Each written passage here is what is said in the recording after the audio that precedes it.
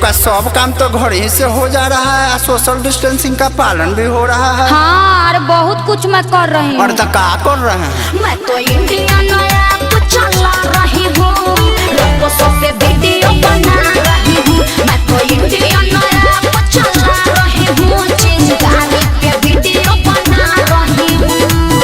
तो सही कह रहे हैं भौजी, मन चंगा तो कठौती में गंगा। हाँ तो और का है ये है।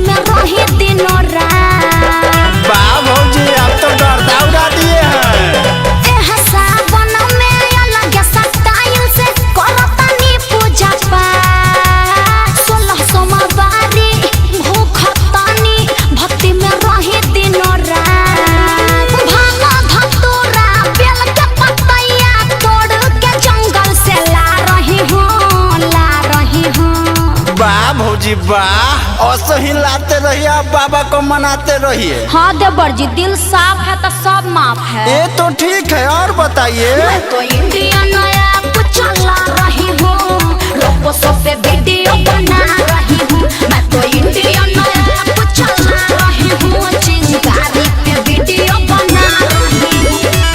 जारी रखिए भौजी। ठीक है देवर जी।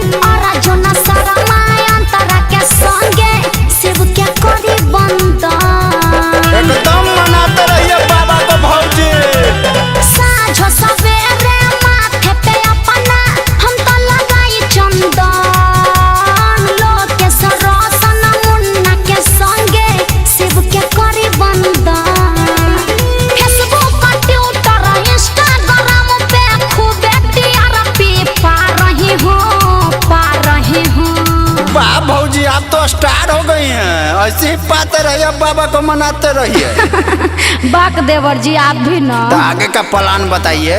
मैं तो इंडियन ऐप चला रही हूँ, लोगों पे वीडियो